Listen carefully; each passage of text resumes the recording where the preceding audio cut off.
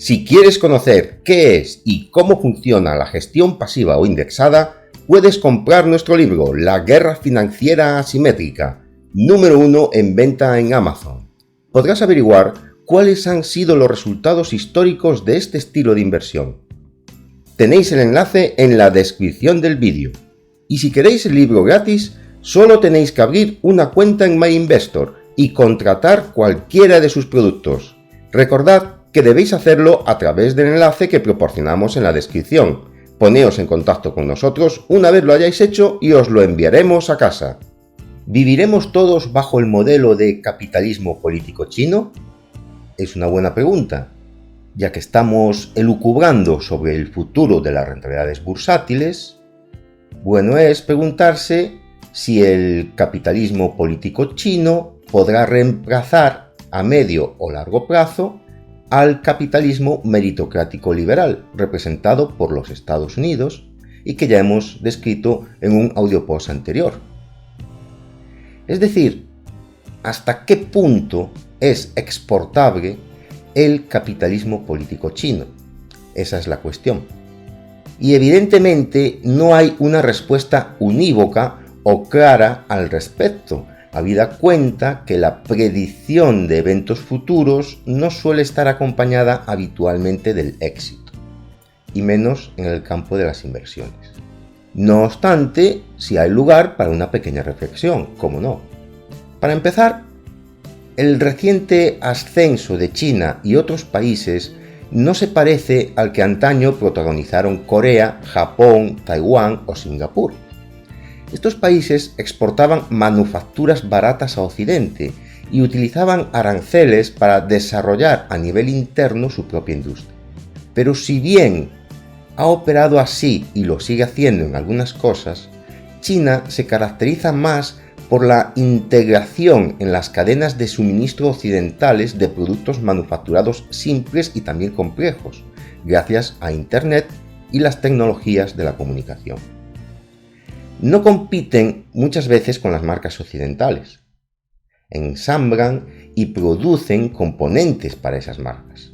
Esto supone un salto tecnológico e institucional respecto a los ejemplos anteriores de Corea, Japón, Taiwán o Singapur, porque implica una mayor dependencia de unos países respecto de los otros. A su vez, es verdad que China está protagonizando iniciativas como la nueva ruta de la seda, estrechando lazos económicos con países de su región y más allá, como en África. China ofrece inversión en infraestructuras que fomenten la actividad económica, pero sin perseguir demasiada influencia política, algo conveniente para muchos países en desarrollo. Es decir, China no busca, en apariencia, convertirse en hegemónica, sino, por decirlo de alguna manera, ocupar el lugar que le corresponde en el mundo, por su tamaño y su población. A su vez, el poder económico de China también genera una mayor influencia en las organizaciones internacionales. Sin embargo, a la vez, China posee características únicas, por lo que es posible que otros países no puedan copiar su versión exitosa del capitalismo político. Por eso es poco probable, aunque no imposible, que China se convierta en un nuevo hegemón o en un modelo que los países en desarrollo puedan copiar. La forma en que China puede administrar su territorio con políticas económicas experimentales mientras mantiene un fuerte liderazgo nacional de partido único es particular de China y es difícil de replicar. Por otro lado, el país tiene mucha influencia, pero, atención, comparativamente tiene pocos aliados cercanos, ni siquiera Corea del Norte, y ninguna otra nación piensa u opera de la misma manera. Es decir, tiene socios comerciales, pero no aliados. Tiene influencia económica, pero no poder. Estados Unidos, en cambio, tiene tanto aliados como poder, y también socios comerciales e influencia económica. Pongamos como ejemplo, si observamos la migración neta de China, podemos constatar que sigue siendo un país que, entre comillas, exporta ciudadanos. Y curiosamente, sus cifras de migración neta han sido más elevadas en los años 2000 a 2020 que en los anteriores, a pesar de la mejora económica.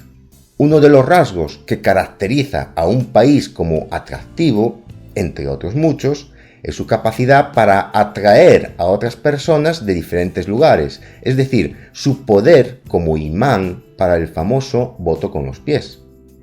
En contraste con China, Estados Unidos sigue siendo el líder en este campo y, además, atrae mucho talento porque el capitalismo meritocrático liberal ofrece buenas perspectivas de mejora económica, acompañadas de libertades políticas que China no puede ofrecer, si bien sí puede proporcionar lo primero. Por otro lado, China tampoco posee un estado del bienestar desarrollado, ni mucho menos equiparable al de los países europeos más ricos y desarrollados, lo cual será un problema con el que tendrá que lidiar el gobierno del país.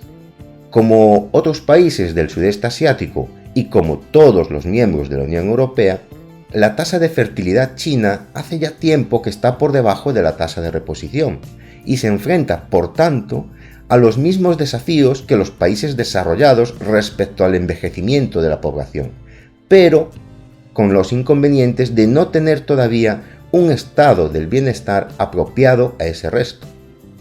Si es que eso existe y es posible.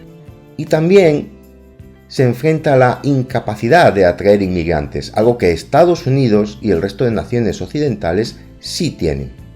Sin embargo, el crecimiento económico chino asusta, y asusta a muchos por su magnitud en términos absolutos. Pero China todavía está lejos de alcanzar a los países más desarrollados en términos per cápita. Pongamos un ejemplo.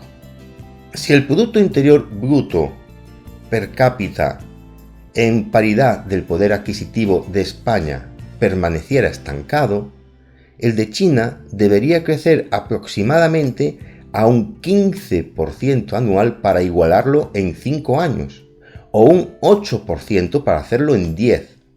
Así que no es previsible que suceda a corto plazo, porque lo más probable es que China, a medida que madura su economía, crezca a tasas más bajas, menores del 7 y el 8%, y porque España seguirá creciendo pero más lentamente.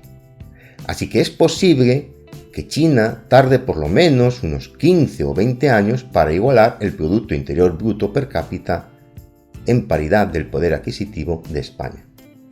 Y lo mismo sirve para Estados Unidos. Si el Producto Interior Bruto per cápita de los Estados Unidos se mantuviera estático, China necesitaría unos 10 años para igualarlo, creciendo, ojo, al 15% anual. Y haciéndolo a un 7 o 8% anual, tardaría entre 17 y 18 años. Y eso asumiendo un crecimiento cero en los Estados Unidos y tasas mínimas del 7 y el 8% en China, lo cual es muy complicado. Quizá por eso la distancia per cápita, no absoluta, entre ambos países se encuentra más en el largo plazo, 25, 30 años por lo menos, que en el medio plazo. Todo, claro está, ceteris paribus, algo complicado de hacer a tantos años vista. Finalmente, todo lo anterior no significa que China no siga acortando distancias y, de hecho, es una buena noticia para sus habitantes que así sea, porque todos debemos alegrarnos del progreso ajeno, dejando de lado prejuicios de otro tipo.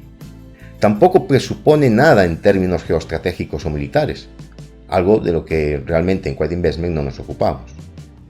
Por supuesto, y esto sí es lo importante, en términos bursátiles, visto el trasfondo capitalista del mundo, nos interesa lucubrar sobre el futuro de las rentabilidades. China forma parte de esa elucubración. Y a este asunto y a cómo se forman los índices que pretenden reflejar la rentabilidad bursátil global, nos dedicaremos en los próximos posts. Muchas gracias a todos.